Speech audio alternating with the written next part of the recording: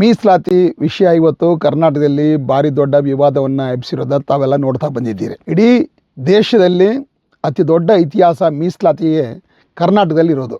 ಬ್ರಾಹ್ಮಣರ ಥರ ವಿದ್ಯೆ ಪಡೆಯೋದಾಗಲಿ, ವೈಶ್ಯರ ಥರ ದುಡ್ಡು ಮಾಡೋದಾಗಲಿ, ಕ್ಷತ್ರಿಯ ಥರ ಅಧಿಕಾರಕ್ಕೆ ಬರೋದಾಗಲಿ ಅವ್ರಿಗೆ ಸಹಿಸ್ಕೊಳ್ಳೋಕ್ಕೆ ಆಗ್ತಾ ಇಲ್ಲ.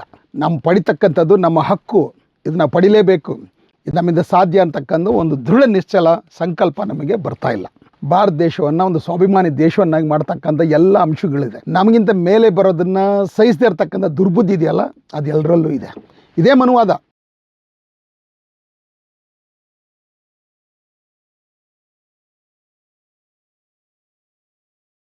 ಕರ್ನಾಟಕದ ಬಹುಜನ ಬಂಧುಗಳೇ, ತಮ್ಮೆಲ್ಲರಿಗೂ ನನ್ನ ಜೈ ಭೀಮ್ ವಂದನೆಗಳು. ಬಂಧುಗಳೇ, ಭೀಮ್ ಮಾರ್ಗ ಚಾನಲನ್ನು ಮತ್ತೆ ಸಬ್ಸ್ಕ್ರೈಬ್ ಮಾಡಿ ಅಂತ ನಾನು ವಿನಂತಿ ಮಾಡ್ಕೋತಾ ಇದ್ದೀನಿ. ಬಂಧುಗಳೇ, ಮೀಸಲಾತಿ ವಿಷಯ ಇವತ್ತು ಕರ್ನಾಟಕದಲ್ಲಿ ಭಾರಿ ದೊಡ್ಡ ವಿವಾದವನ್ನು ಎಬ್ಬಿಸಿರೋದ ತಾವೆಲ್ಲ ನೋಡ್ತಾ ಬಂದಿದ್ದೀರಿ. ನಿಜ ಹೇಳಬೇಕಂದ್ರೆ ಮೀಸಲಾತಿ ವಿಚಾರ ಕರ್ನಾಟಕದಲ್ಲಿ ಇಷ್ಟು ದೊಡ್ಡ ವಿವಾದವಾಗಿ ಪರಿಣಮಿಸುವಂಥ ಅವಶ್ಯಕತೆಯೇ ಇರಲಿಲ್ಲ.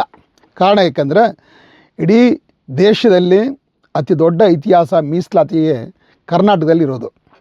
1921 ನಮ್ಮ ಮೈಸೂರಿನ ಮಹಾರಾಜರು ನಾಲ್ವಡಿ ಕೃಷ್ಣರಾಜ ಒಡೆಯರಿಂದ ಆರಂಭ ಆದಂಥ ಈ ಮೀಸಲಾತಿಯ ಯುಗ ಅದು ಇವತ್ತಿಗೂ ಮುಂದುವರಿತಾ ಇದೆ. ಈ ವೇಳೆಗಾಗಲೇ ಇದು ಅತ್ಯಂತ ಅಗ್ರೀಡ್ ವಿಚಾರವಾಗಿ, ಒಪ್ಪಿತ ವಿಚಾರವಾಗಿ, ಯಾವುದೇ ಗೊಂದಲ ಇಲ್ಲದೆ ಇದು ಜಾರಿಗೆ ಬರಬೇಕಾಗಿತ್ತು. ಆದರೂ ಯಾಕೆ ಮತ್ತೆ ಇದು ಗೊಂದಲಕ್ಕೀಡಾಗ್ತಾ ಇದೆ, ವಿವಾದಕ್ಕೀಡಾಗ್ತಾ ಇದೆ, ಮತ್ತು ಭಾಳ ಮುಖ್ಯವಾಗಿ ಯಾರಿಂದ ಆಗ್ತಾ ಇದೆ ಅನ್ನೋದು ನಾವು ಗಮನಿಸಬೇಕು. ಕಾಂತರಾಜ್ ಆಯೋಗ ಅದು ಹಿಂದುಳಿದ ವರ್ಗಗಳಿಗಾಗಿ ಬಂದಂಥ ಒಂದು ಆಯೋಗ. ಅವ್ರು ಕೊಟ್ಟಂಥ ವರದಿಯನ್ನು ಮುಂದುವರೆದ ಜಾತಿಗಳು ವಿರೋಧಿಸಿದ್ರು. ಓಕೆ, ಪರವಾಗಿಲ್ಲ ಅದು, ಯಾಕಂದರೆ ಇದು ಮೊದಲಿಂದ ನಡ್ಕೊಂಬಂದಿರೋದೇ ಅದು. ಮುಂದುವರೆದವ್ರಿಗೆ ಯಾವತ್ತೂ ಅಷ್ಟೇ ಹಿಂದುಳಿದವರು ಮುಂದೆ ಬರೋಂಥ ಒಂದು ಇಚ್ಛೆ ಇಲ್ಲ, ಅವ್ರಿಗೆ ಸದಾಕಾಲ ವಿರೋಧ ಮಾಡ್ಕೊಂಡು ಬಂದಿದ್ದಾರೆ. ಅದು ಒಂದು ರೀತಿ ಸಹಜ ಅನಿಸ್ಬೋದು. ಆದರೆ ಎಸ್ ಸಿಗಳಿಗೆ ಕೊಟ್ಟಿರ್ತಕ್ಕಂಥ ಈ ಒಳ ಮೀಸಲಾತಿ ಆಯೋಗದ ವರದಿ ಇದೆಯಲ್ಲ, ಇದನ್ನು ಅಷ್ಟೇ ಕಳೆದ 3 ವರದಿಗಳನ್ನ ವಿರೋಧ ಮಾಡ್ಕೊಂಡು ಬಂದಿರತಕ್ಕಂಥ ಒಂದು ಇತಿಹಾಸ ನಾವು ನೋಡ್ತಾ ಇದ್ದೀವಿ. ಇತ್ತೀಚೆಗೆ ನ್ಯಾಯಮೂರ್ತಿ ನಾಗಮೋಹನ್ ದಾಸ್ ಕೊಟ್ಟಂಥ ವರದಿಯೂ ಸಹಿತ ಅದೆಲ್ಲರೂ ಒಪ್ಕೋತಾರೆ ಅಂದ್ಕೊಂಡಿದ್ವಿ, ಆದರೆ ಅದನ್ನೂ ಸಹಿತ ವಿವಾದಕ್ಕೆ ಈಡಾಗಿದೆ. ಯಾಕೆ ಇದೆಲ್ಲ ಆಗ್ತಾ ಇದೆ? ಇದು ಮೊದಲನೇ ಪ್ರಶ್ನೆ.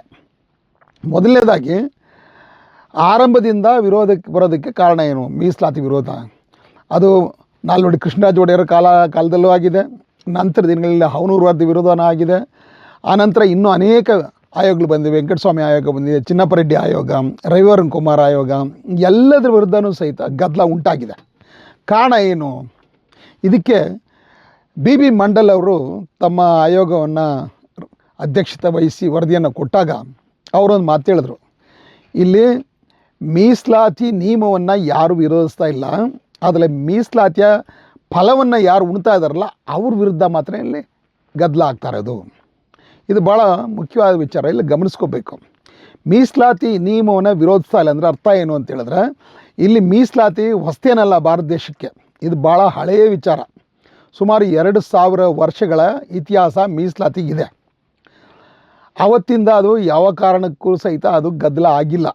ಆದರೆ ಇತ್ತೀಚೆಗೆ ಕಳೆದ 100 ವರ್ಷಗಳಿಂದ ಮಾತ್ರ ಇಲ್ಲಿ ಮೀಸಲಾತಿಗೆ ವಿರೋಧ ಆಗ್ತಾ ಇದೆ. ಕಾರಣ ಏನಂತ ಹೇಳಿದ್ರೆ, ಹಿಂದಿನ ಮೀಸಲಾತಿ ನಿಯಮದಲ್ಲಿ ಲಾಭವನ್ನು ಅನುಭವಿಸಿದವರು, ಫಲವನ್ನು ಅನುಭವಿಸ್ತಕ್ಕಂಥವ್ರು, ಅದರ ಎಲ್ಲ ಅನುಕೂಲಗಳನ್ನ ಅನುಭವಿಸ್ತಕ್ಕಂಥವ್ರು ಇದ್ದಾರಲ್ಲ, ಅವರಿಗೆ ಇವತ್ತಿನ ಮೀಸಲಾತಿ ಏನಿದೆ, ಆಧುನಿಕ ಮೀಸಲಾತಿ, ಇದರಿಂದ ಅವರಿಗೆ ಭಾಳ ಸಂಕಟ ಆಗ್ತಾ ಇದೆ.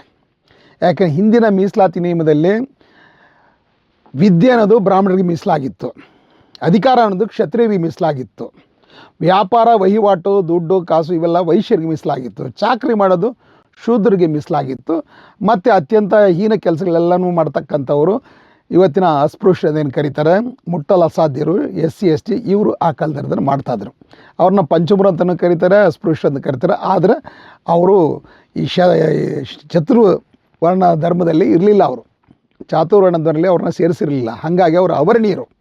ಶೂದ್ರರು ಸಹಿತ ಅವರ್ಣೀಯರೇ, ಆದರೆ ಅವರು ಸವರ್ಣೀಯರ ಜೊತೆಗೆ ಸೇರ್ಕೊಂಡ್ಬಿಟ್ಟಿದ್ರು ಈ ಚತುರ್ವರ್ಣ ವ್ಯವಸ್ಥೆಯಲ್ಲಿ. ಆದರೆ ಅವರ್ಣೀಯರೇನೇ ಅದು ಕರೆದಿದ್ದಾರೆ, ಅವ್ರು ಯಾವತ್ತೂ ಹೊರಗಡೆನೇ ಇದ್ದರು. ಅಂದರೆ SC STಗಳು ಅವ್ರು ಯಾವತ್ತೂ ಹೊರಗಡೆನೇ ಇದ್ದರು. ಇದು ಮೊದಲನೇ ಆರಂಭದಿಂದ ಇರ್ತಕ್ಕಂಥ, ಆದಿಕಾಲದಿಂದ ಇರ್ತಕ್ಕಂಥ ಇದು ಒಂದು ಮೀಸಲಾತಿ. ಇದು ಈ ಮೀಸಲಾತಿಯನ್ನೇ ಅವರು ಧರ್ಮ ಅಂತ ಕರೆದಿರೋದು.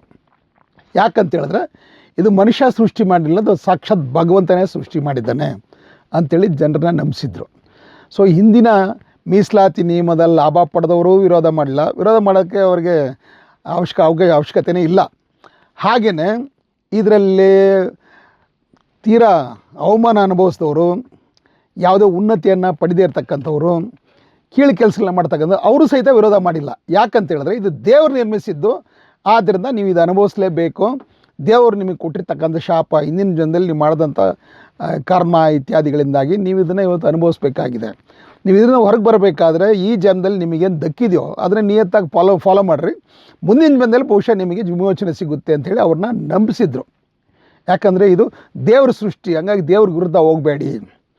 ನಮ್ಮ ಜನನೂ ಸಹಿತ ಇದು ದೇವರು ನಮಗೆ ಕೊಟ್ಟಿರ್ತಕ್ಕಂಥ ಶಾಪ, ನಮಗೆ ಬಂದಿರತಕ್ಕಂಥ ನಮ್ಮ ಪಾಲಿಗೆ ಬಂದಿರತಕ್ಕಂಥ ಕರ್ಮ ಇದು ಅಂದ್ಕೊಂಡು ಇವರು ಅನುಭವಿಸ್ಕೊಂಡು ಬಂದರು.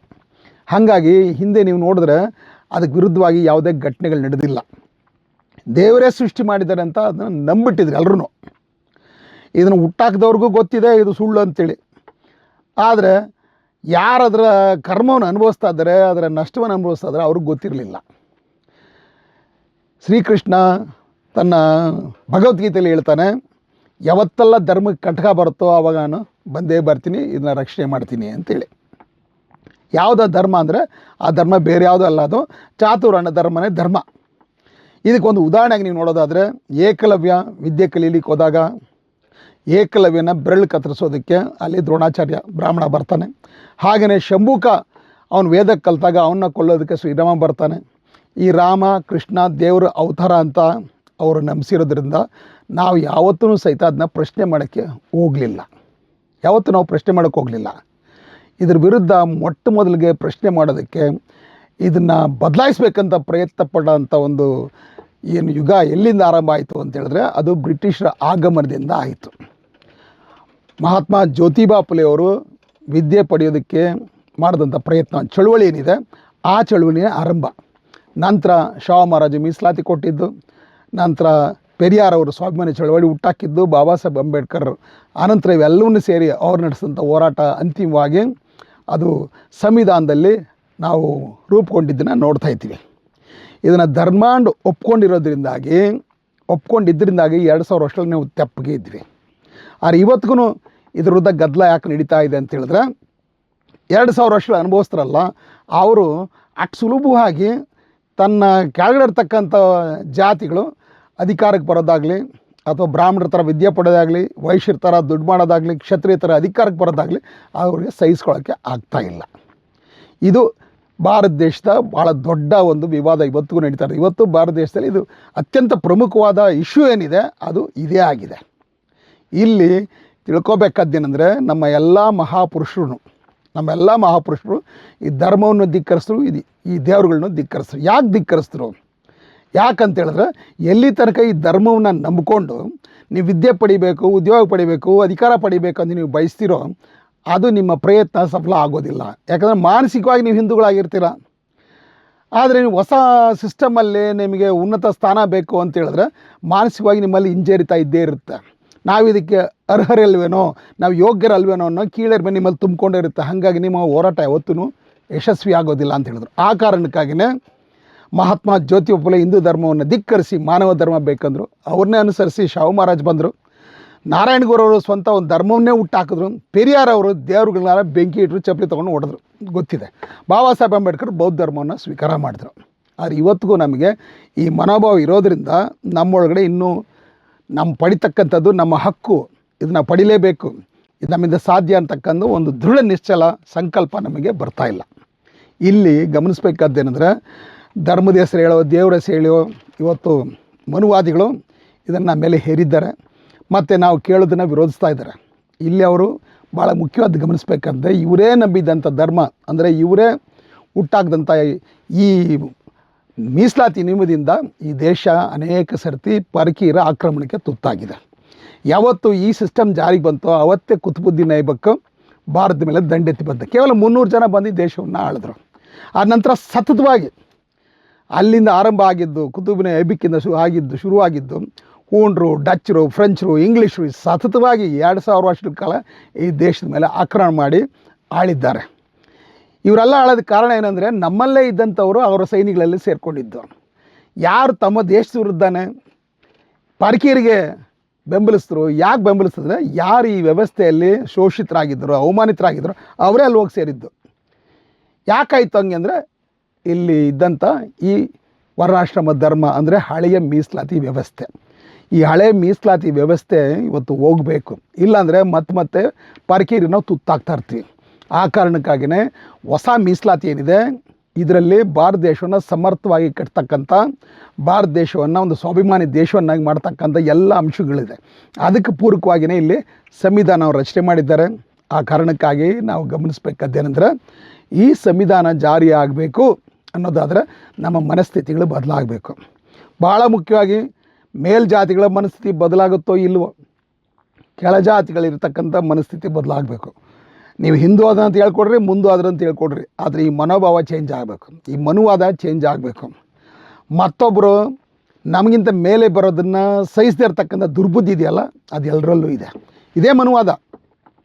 ನಾವು ಬ್ರಾಹ್ಮಣರ ಹತ್ರಕ್ಕೆ ಹೋಗಬೇಕು, ಇದರಲ್ಲಿ ಏನು ಯಾರ್ದು ಅಬ್ಜೆಕ್ಷನ್ ಇಲ್ಲ, ಅವ್ರ ಹತ್ರಕ್ಕೆ ಹೋಗ್ಬೇಕಂತ ಬಯಸ್ರಿ. ಆದರೆ ನನಗೆ ಕೆಳಗಿರೋರು ನನ್ನ ಲೆವೆಲ್ಗೆ ಬರಬಾರ್ದಂಥ ಮನೋಭಾವ ಇದೆಯಲ್ಲ, ಇದನ್ನು ಬಿಡದೇ ಇದ್ದರೆ ನೀವು ಮೇಲ್ಗೆ ಹೋಗೋಕ್ಕಾಗಲ್ಲ. ಯಾಕಂದರೆ ನೀವು ಮೇಲ್ಗೆ ಹೋದಷ್ಟು ಪ್ರಯತ್ನ ಪಟ್ಟಷ್ಟು ನಿಮ್ಮ ಕೆಳಗಿರೋ ನಿಮ್ಮ ಕಾಲು ಹಿಡಿದು ಎಳಿತಾನೆ ಇರ್ತಾರೆ. ಇದೇ ಇವತ್ತು ನಡೀತಾ ಇರೋದು. ಈ ಮನೋಭಾವದಿಂದ ಆಚೆ ಬರಬೇಕು.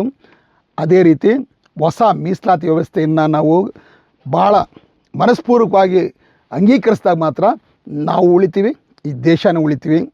ಇಷ್ಟೇಳಿ ತಮ್ಮಲ್ಲಿ ವಿನಂತಿ ಮಾಡ್ಕೊಳ್ತಾ ಇದ್ದೀನಿ. Let us welcome and accept, honour the present reservation system and also the constitution which upholds it. Thank you. ಎಲ್ಲರಿಗೂ ನನ್ನ ವಂದನೆಗಳು. ಜೈ ಭೀಮ್, ಜೈ ಭಾರತ್, ಜೈ ಕಾಂಶೀರಾಮ್.